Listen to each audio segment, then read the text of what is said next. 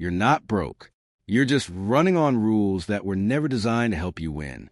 Every financial decision you've ever made, how you spend, how you save, what you think you can afford, it all comes from somewhere. Most of it came from watching your parents. Some of it came from school. None of it came from a class that actually taught you how money works. And here's what most people don't realize. The rules you learn by default are the same rules that keep most people financially stuck for their entire lives. Not because they're lazy, not because they don't earn enough, but because nobody ever handed them a different set of rules. Today, I'm going to give you 3 of them. And once you see how they work, you'll understand why some people feel financially calm on $40,000 a year and others feel financially terrified on $120,000. My name is Tom, and I spend way too much time thinking about the gap between what we're taught about money and how money actually works. If you're someone who feels like you're doing everything right, but still can't seem to get ahead, make sure to hit the subscribe button, because this channel exists to fill in the gaps that school never did. Let's start with a scene. 2 co-workers, same company, same Tuesday morning. Sarah makes $78,000 a year. She checks her bank balance 3 times before her coffee is done. There's $42 in checking, a credit card that's almost maxed, and a low-grade anxiety that follows her into every meeting. Marcus makes $64,000 a year. He hasn't checked his bank balance since Sunday. He has 4 months of expenses in a high-yield savings account. He's contributing 12% to his retirement account. And last week, he said no to a weekend trip without a single moment of panic. Not because he's cheap, because he has margin. Same city, same type of job. $14,000 less in income. Completely different emotional life. This isn't about income. It's about the rules running in the background. So let's talk about them. Rule number 1. The size of your paycheck is not the same as the size of your financial life. Most people were taught, even if only implicitly, that earning more solves everything. More income equals more stability. More income equals more freedom. And so the entire focus goes toward the next raise, the side hustle revenue goal. But here's what that belief quietly ignores. Spending scales with income almost automatically. Psychologists call this lifestyle creep, but that name makes it sound minor. It isn't minor. It's the reason people earning $200,000 a year feel just as financially fragile as people earning $50,000. Here's how it works. You get a raise of $800 a month. Within 90 days, your fixed expenses have absorbed most of it. Maybe you moved to a nicer apartment. Maybe you got a newer car. The income went up. The margin stayed the same. And margin is the only number that actually determines your financial freedom. Margin is the gap between what comes in and what has to go out. That gap is where your options live. That gap is where your peace of mind lives. The psychology layer here is important. When your expenses rise to meet your income, you don't feel richer. You feel the same or more anxious because now your lifestyle requires that income to survive. You haven't bought a nicer life. You bought a more expensive obligation. Here's the rule reframe. Stop optimizing for income. Start optimizing for margin. Even if your income stays exactly the same, doubling your margin changes your life. Cut 1 fixed expense. Eliminate 2 subscriptions. Each of those decisions doesn't just save money. It buys you something most people never have, the ability to say no. A person with $300 of monthly margin is one unexpected expense away from debt. A person with $1,500 of monthly margin has breathing room, options, and the kind of quiet confidence that doesn't come from a salary. It comes from structure. Rule number 2, saving money and building wealth are not the same thing. This is where a lot of well-intentioned people quietly lose years. They save. They're responsible. They don't blow money on stupid things. And yet, 10 years later, they look up and realize they haven't actually built anything. The reason is almost always the same. Their savings are sitting still while inflation is moving.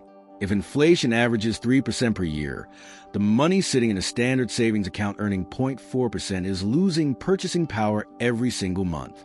It's not growing. It's shrinking slowly, invisibly, in a way that never triggers a warning in your banking app. Think about what that means over 20 years. $100,000 in a low-yield account doesn't become more. After inflation, it becomes roughly $55,000 in real purchasing power. You didn't save your way to security. You saved your way to a slow loss. Most people were never taught the difference between saving and investing. Saving is storing money for near-term needs. Investing is putting money to work, so it grows faster than inflation. Both matter, but only one builds wealth. Here's the psychology layer. People default to saving instead of investing because saving feels safe and investing feels like gambling. That feeling is understandable, but it's not accurate. Leaving money in a low-interest account for 30 years isn't safe. It's a guaranteed slow loss dressed up as responsibility. The rule is this: any money you won't need in the next 1 to 3 years should be working. Index funds, retirement accounts, high-yield saving for your emergency buffer. Because idle money isn't resting. It's shrinking. Let's run the numbers. 2 people both save $500 a month starting at age 25. One keeps it in a standard savings account. One invested in a broad index fund averaging 7% annually. By age 55, the saver has $180,000. The investor has over $560,000. Same discipline, same income, completely different outcome. The only difference is the rule they were running on. Rule number 3. Your relationship with future you is the most important financial relationship you have. Every financial decision you make is a negotiation between present you and future you. Present you wants the vacation now. Present you wants the new phone now. Future you lives in the consequence of every choice present you makes and has absolutely no vote in the matter. Most people were raised in systems that rewarded immediate results. Grades at the end of semester. Paychecks every 2 weeks. Social media feedback in seconds. The brain gets very good at responding to short feedback loops and very bad at valuing distant rewards.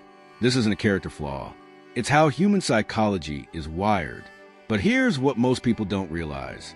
You can change a relationship, not by trying harder or having more willpower, by changing the structure.